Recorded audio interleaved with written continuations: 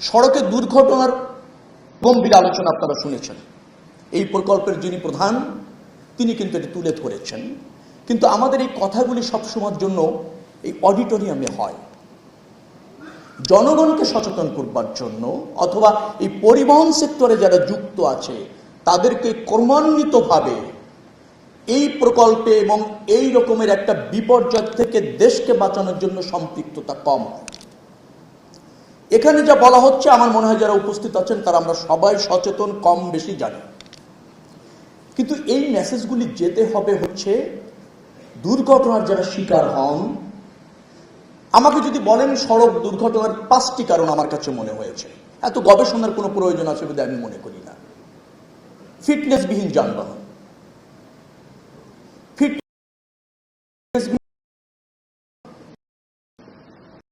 তিনি হয়তো mentally physically fit আছেন কিনা, তিনি দক্ষ এবং যোগ্য কিনা।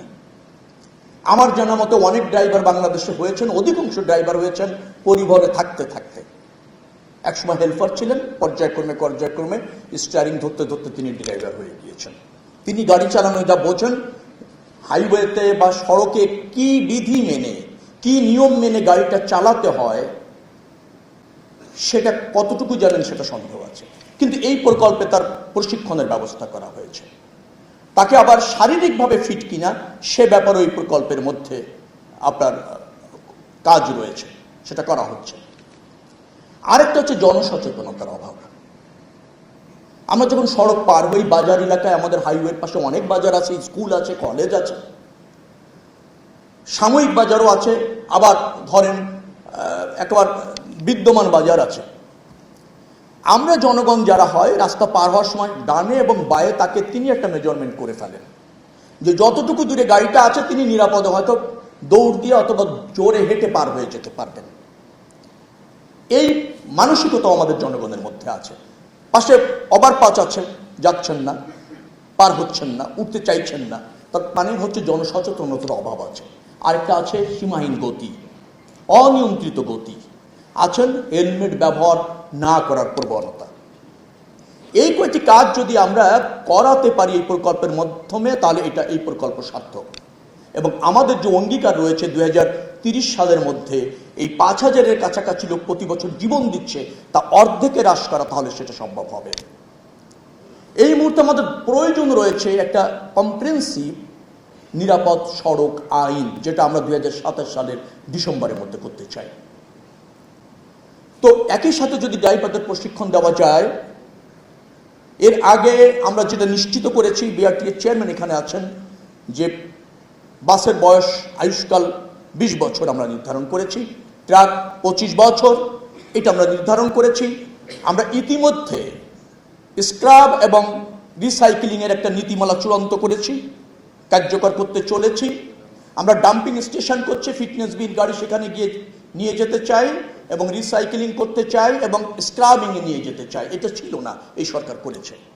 অর্থাৎ যেভাবে আমরা কাজ করছি তাতে সড়ক দুর্ঘটনা হ্রাস পাবে, এটা আমরা দায়িত্বই নিয়েছি, এটা আমাদের সফল হতেই হবে। আজকে যে অ্যাম্বুলেন্স দেওয়া হচ্ছে, বাইক অ্যাম্বুলেন্সও দেওয়া হচ্ছে, আমি যেটা দেখলাম, যাতে দ্রুততম সময়ের মধ্যে ওখানে একটা চিকিৎসা নিশ্চিত করবার জন্য কিছু ইনস্ট্রুমেন্টস নিয়ে মোটরসাইকেলও পৌঁছায় যেতে পারে। আবার আমাদের হাইওয়ে পুলিশের সংখ্যা এত কম যে তারা প্রায় 45 কিলোমিটারের মধ্যে, আমি যতটুকু জানি, 1জন না 3জন হবে, আমি ঠিক বলতে পারছি না এই মুহূর্তে, অন্তত পুলিশ লুক আফটার করতে পারে, যেটা সাফিসিয়েন্ট নয়। তাদের বিকেলের অভাব আছে। 80টা মোটরসাইকেল এখানে মনে হয় কিনা হয়েছে বা যুক্ত করা হয়েছে। আমি বলতে চাইছি যে আমাদের এই 3টি মন্ত্রণালয়ের দায়িত্ব রয়েছে। বিশ্ব ব্যাংকের এই সহায়তা বা ঋণ সহায়তা যেটা, সেটা জনগণকেই পে করতে হয়। জনগণের অর্থ এখানে আছে জিওবি ফান্ড থেকে, সেই অর্থ বরাদ্দটার জন্য নিরাপদ সড়ক প্রতিষ্ঠার জন্য কাজে লাগে। আপনারা যারা এর সাথে যুক্ত আছেন, এই প্রকল্প, এই মন্ত্রণালয়ের আমি দায়িত্বপ্রাপ্ত মন্ত্রী, আমাদের সবার কমিটমেন্ট হবে যে 2030 সালের মধ্যে যেন সড়ক দুর্ঘটনা আমরা অর্ধেকে হ্রাস করতে পারি। সেটি যদি না হয় তাহলে আমাদের এই সব প্রচেষ্টা, সব অর্থ উৎসন্নে যাবে। নগদ নিয়ে এলো হার না মানা হার অফার। সর্বনিম্ন 10,000 টাকা রেমিটেন্স নগদে পাঠালে থাকছে স্বর্ণের হার জেতার সুযোগ। আমরা এই প্রকল্পটা দুটি অংশ, এটা প্রথম অংশ কিনা আমি বলতে পারবো না, সেক্রেটারি আপনি বলতে পারবেন। দুটি প্রকল্প আমরা নিয়েছিলাম আমরা এই গত 6 মাসের সরকারের সময়। এটা কি প্রথম না দ্বিতীয় হবে? প্রথম। এটা প্রথমটি, অর্থাৎ 400 কোটি টাকার কাছাকাছি একটা প্রকল্প ছিল, যেটা আমাদের পারচেজ কমিটিতে পাশ করেছিলাম। সেখানেও কথা উঠেছিল যে আমরা এই বিশ্ব ব্যাংকের ঋণ নিয়ে নিজেদের অর্থায়নে প্রকল্প করে সড়ক কতটা নিরাপদ করতে পারছি, এই প্রশ্ন ছিল। কিন্তু 2023 সালের প্রকল্প, আগে যে অর্থ ব্যয় হয়েছে সেটা কিভাবে হয়েছে জানি না। যেহেতু এই মন্ত্রণালয়ে আমরা এখন দায়িত্বপ্রাপ্ত, আমি চাই এই অর্থের শতভাগ সদ্ব্যবহার, এর সুফলটা যদি জনগণ পায়, এটার জন্য নিরাপদ সড়ক প্রতিষ্ঠার জন্য সহায়ক হয়। আমার বিশ্বাস যে পদক্ষেপ ইতিমধ্যে এই প্রকল্পের আওতায় নেওয়া হচ্ছে। বিশেষ করে কিছু কিছু জায়গায় বাজার শিফট করারও ব্যবস্থা রয়েছে। আমাদের হাইওয়ের সাথে আঞ্চলিক সড়কগুলি 90 ডিগ্রিতে এসে মিশেছে, সেটা আমরা লেফট লেনে ডাইভার্ট করারও কিছু প্রকল্প আছে। কিছু মার্কিংয়ের করার ব্যবস্থা মনে হয় এই প্রকল্পের মধ্যে যতটুকু জানি আমি আছে।